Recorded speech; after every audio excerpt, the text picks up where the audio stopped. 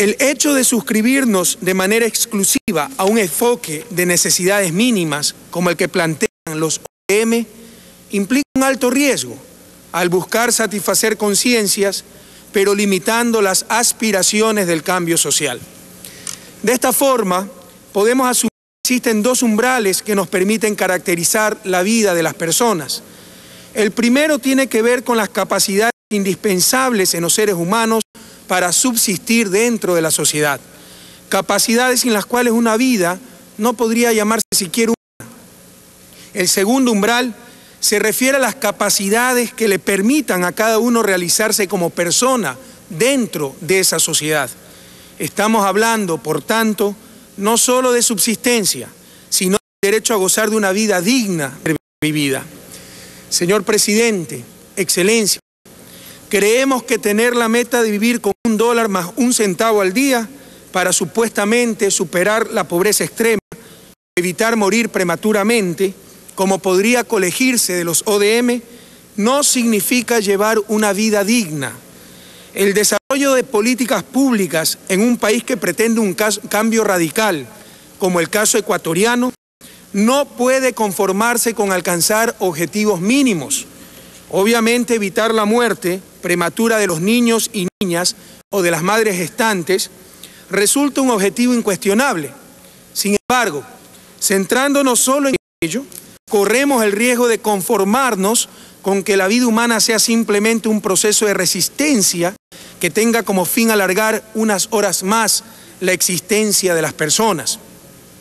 Proponemos, en consecuencia, objetivos comunes no solo sobre mínimos de vida, sino sobre máximos sociales. Por ejemplo, consideramos que es posible compartir identidades diversas, construir y recuperar espacios públicos, garantizar el acceso a la justicia, tener un trabajo que garantice el derecho a ganarse el propio sustento, tener tiempo para la contemplación, la creación artística y la recreación. Objetivos que ya se encuentran en el Plan Nacional de Desarrollo que ha puesto en vigencia el gobierno del Ecuador. De esta forma, renunciamos a la idea de que el presente es una pura fatalidad histórica frente a la cual claudicamos buscando mínimos claramente elementales.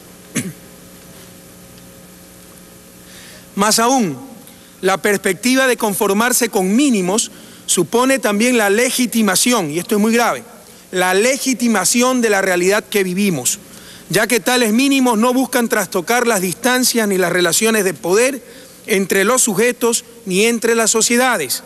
Es decir, también abogamos por el reconocimiento de una igual dignidad para todos los seres humanos. El conceder a algunas personas unos mínimos debe ser a lo sumo un objetivo emergente y temporal y jamás debe considerarse como un modus operandi de la política pública, dado que supone situar al beneficiario en una posición de inferioridad frente a los demás. En otras palabras, supone no reconocer su idéntica dignidad humana frente al resto. De hecho, no es casualidad que burocracias internacionales, como el Banco Mundial, propongan siempre hacer poverty reports y nunca se les haya ocurrido hacer inequality reports. Por ello, quizá la mejor estrategia de reducción de la pobreza con dignidad es la reducción de las distancias sociales, económicas, territoriales, ambientales y culturales. De esta manera, uno de nuestros objetivos principales de gobierno es disminuir las inequidades en un marco de desarrollo endógeno, de inclusión económica y de cohesión social territorial, tanto interna como en el marco del sistema global.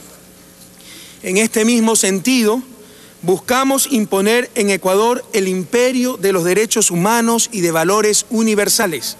Por el contrario, lo que la larga y triste noche neoliberal postuló desde una perspectiva asistencial por las consecuencias resultantes del absolutismo de mercado, fueron programas sociales que terminaron fragmentando a la sociedad en tantas partes como grupos sociales puedan existir. Sin embargo, un proyecto nacional y un cambio de las relaciones de poder dentro de una sociedad no significan una suma de fragmentos, pretendiendo que por un azar del destino adquieran sentido y coherencia y se unan como las partes de un rompecabezas, incluso a pesar de no contar con todas las piezas que lo integran. Es indispensable trazar un proyecto compartido que debe estar en constante rediseño y que justamente tenga como objetivo el que todos deseemos ser parte del mismo. Por ello, en Ecuador, construimos el Plan Nacional de Desarrollo en forma democrática, porque entendemos que sin la participación de todos en las decisiones fundamentales de la sociedad, ningún país podrá legitimar y volver más eficientes sus decisiones públicas. Se trata, en suma, de cambiar una práctica política aplicada por los sectores tradicionales con su tecnocracia y elitismos para devolver la palabra y la acción a quienes deben ser los dueños, protagonistas y beneficiarios de las políticas públicas. Además, quisiera señalar que los ODM adolecen de una visión de desarrollo apegadas a criterios de consumo y de una estrategia ligada a los procesos de liberalización económica. Nuestra mirada de desarrollo es muy diferente. Entendemos por desarrollo la consecución del buen vivir de todos, en paz y armonía con la naturaleza y la prolongación indefinida de las culturas humanas. En este sentido, nos complace sobremanera que en esta asamblea se haya debatido ampliamente sobre los efectos devastadores e injustos del cambio climático. El Ecuador ha traído una propuesta concreta e innovadora para contribuir a la reducción de emisiones de CO2 y a la conservación de la biodiversidad con nuestro proyecto Yasuní ITT. La iniciativa plantea el compromiso de no explotar cerca de 920 millones de barriles de petróleo y así evitar la emisión de alrededor de 111 millones de toneladas de carbono provenientes de la quema de combustibles fósiles. Sin embargo, esto implicará dejar de recibir ingentes inversiones y cerca de 720 millones de dólares anuales, cantidad muy significativa para la economía ecuatoriana. Estamos dispuestos a hacer este inmenso sacrificio, pero también demandando la corresponsabilidad de la comunidad internacional, sobre todo de los países desarrollados, principales depredadores del planeta, y una mínima compensación por los bienes ambientales que generamos. Este sería un extraordinario ejemplo de acción colectiva mundial, bajar de la retórica a hechos concretos, a la práctica. Este sería, insisto, un extraordinario ejemplo de acción colectiva mundial que permita no solo reducir el calentamiento global para beneficio de todo el planeta, sino también inaugurar una nueva lógica económica para el siglo XXI, donde se compense la generación de valor y no solamente la generación de mercancías.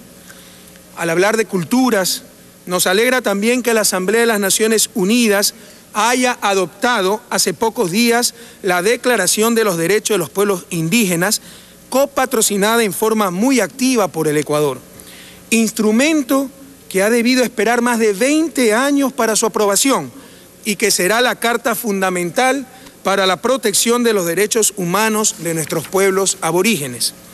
Finalmente, ese buen vivir del que estamos hablando presupone también que las libertades, oportunidades y potencialidades reales de los individuos se amplíen.